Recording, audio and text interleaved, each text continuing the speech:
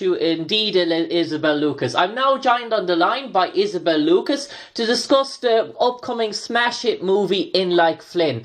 And I suppose, Isabel, In Like Flynn, it's based on the legendary Errol Flynn, what we would see an icon of maybe Australian acting, an icon, probably the James Dean of the Australian acting sort of industry. And can you tell us about this sort of movie and the portrayal of this biopic story In Like Flynn?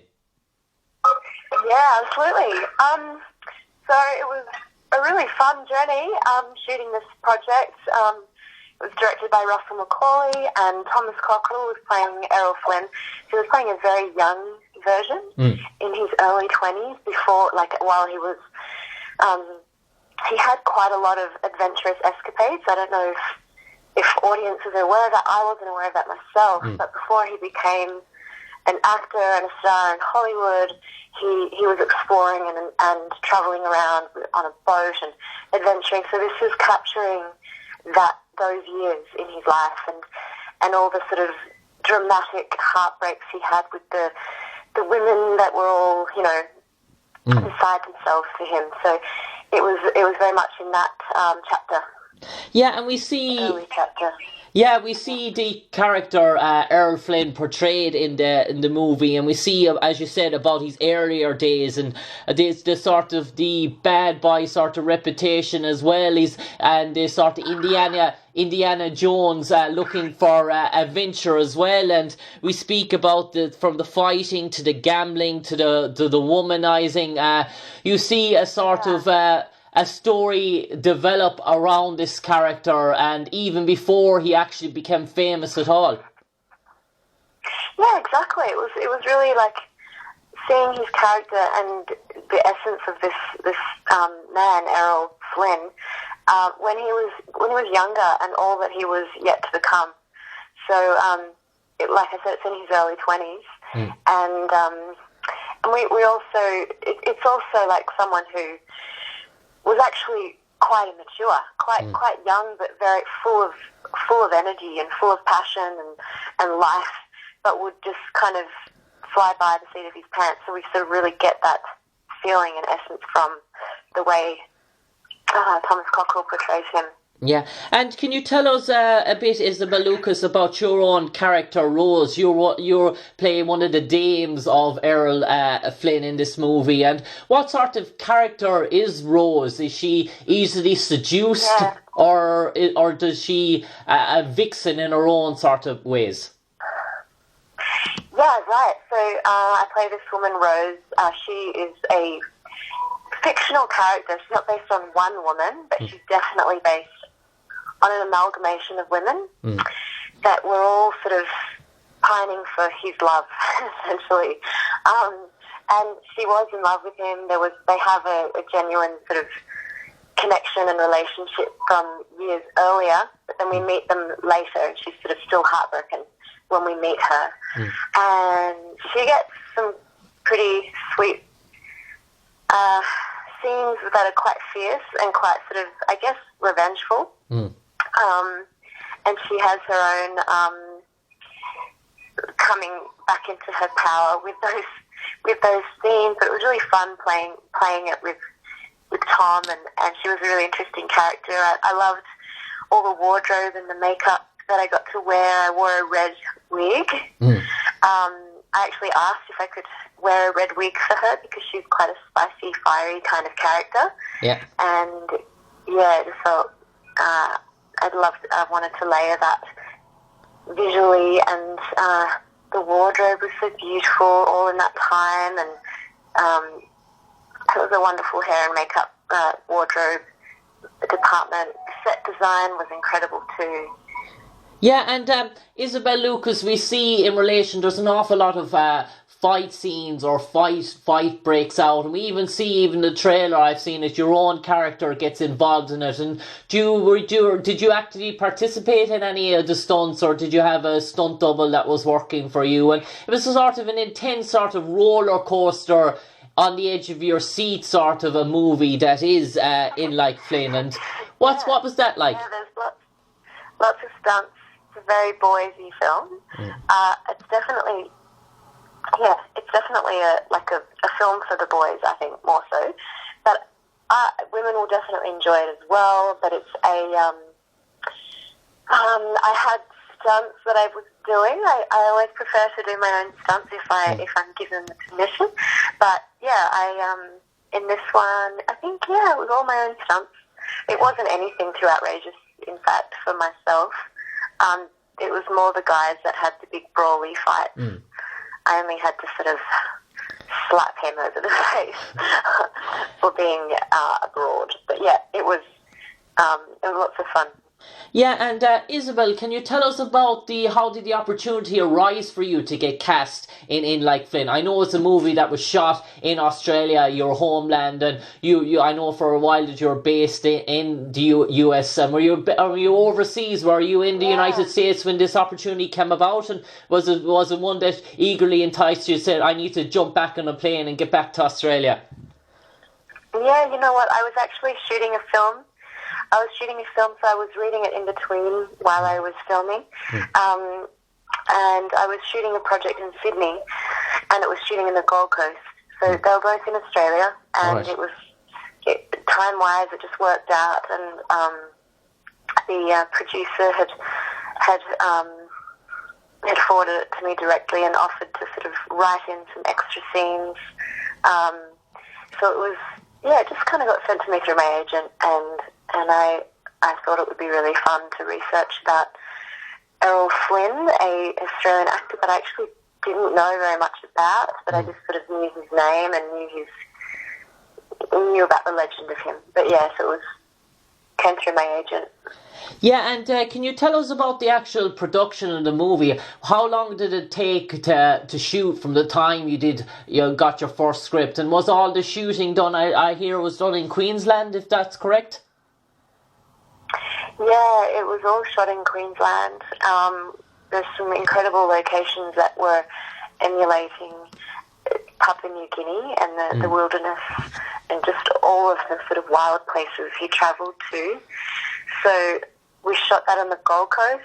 Have you ever been to the Gold Coast near Brisbane? No, I haven't been to Australia yet. Okay, you've got to come. It's really stunning. It's beautiful land, and so we had some amazing forest sets and ocean sets, and I mean shooting on the ocean on a boat, and it was really beautiful. And the sort of interiors were all shot in the Gold Coast as well. Yeah, and Isabel, can I ask you as well about being an actress based in the United States and sort of representing Australia? When the projects that come up to you like that's based on your own culture and your own heritage, does that even entice you more, that sense of that homeward longingness to see that this is an Australian movie, an Australian script, a biopic based on from Luke Flynn's own grandfather, who was Errol Flynn? And does that even entice you more to a project when you know it's from your own homeland? Yeah, that's a beautiful question. I think it does, in a way. I mean, I was based in LA for about 8 years, like full time, and then I moved back to Australia a few years ago because it's not a necessity for me to be stationed here in LA, which I'm actually in LA at the moment.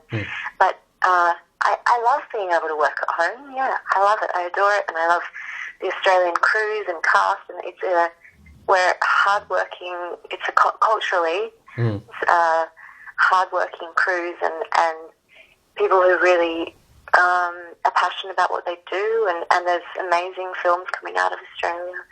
So for me, it's a big anything to be closer to friends and family. I think that's just we all want to be close to our friends and family. But yeah, it's I always pop over to LA for auditions and for preparing for different projects depending on where they're shooting. But yeah, it is a good draw card working back in Australia. And did it take roughly maybe the time the movie shot to the time of the wrap? Did it were you working 6 weeks or 8 weeks or more? And were there long day and shoots and nights, long hours? And as a cast, did you really bond close and get to know each other? And friendships were they made that you're still in touch to this day? Good question. We're definitely still in touch. I actually caught up with Tom, who played Errol Flynn, last week in LA. He's here too. He's just going on to a TV show that he's about to start. Very different character. And we're all sort of texting. It's a bittersweet though when you wrap on a production, because you do become a family, regardless. Like on every project I've worked on, it feels you jump to this place of trust with people. Yeah. In a very intimate place very quickly, because it's required as an actor, and to be so generous and to be so exposed and vulnerable and going into how you're really feeling and in service of the character and the story. So it is a wonderful place to really form great long-lasting friendships, but then often you don't see each other for a long time because you're all over the world in different places. But yeah, in this case, we've stayed in touch, and I saw the director the other day too, Russell McCauley, for dinner, and so it's but it's also quite a small industry. At the end of the day, it's we're all sort of in the same boat and supporting each other in our different ways. But the shooting of this project was actually not that long. For me, Russell, my character Rose was the sort of supporting lead female character role, so I didn't have as much as the other guys, which meant I got to sort of slip in and out. I forget how long they actually were shooting for. You can check it with it might have been about 6 weeks or something like that, but it was a really fun journey. For me, it was less than that though.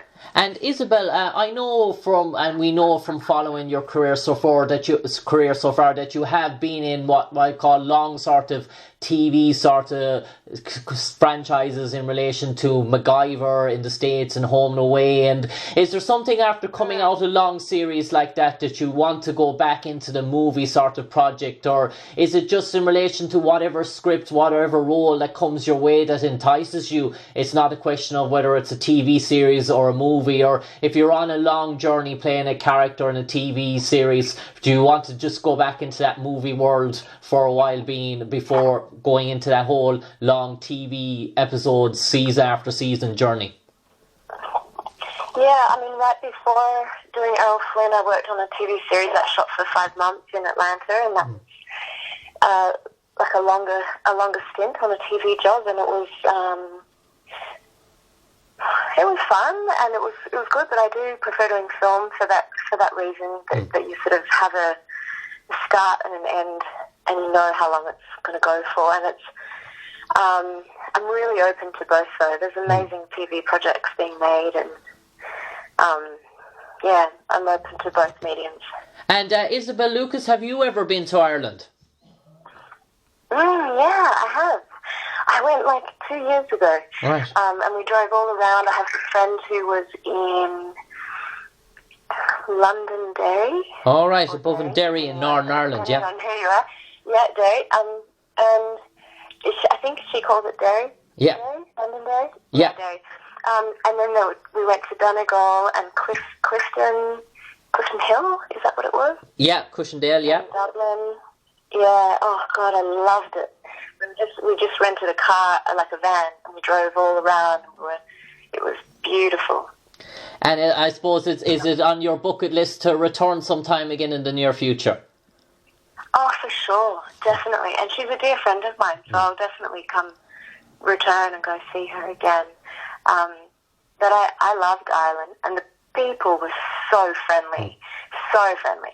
It was like, I just loved it. Everyone's so chatty and so warm, and the accent's so beautiful and lyrical. I really loved Ireland. Loved it. And Isabel Lucas, if you can put your character Rose in a dictionary and leave 2 blank sentences underneath and said Isabel Lucas would like to be remembered for her portrayal of Rose in Like Flynn, and there's 2 sentences were left underneath, what would you like those 2 sentences to read? 2 sentences? Yeah. Oh, good question. Right.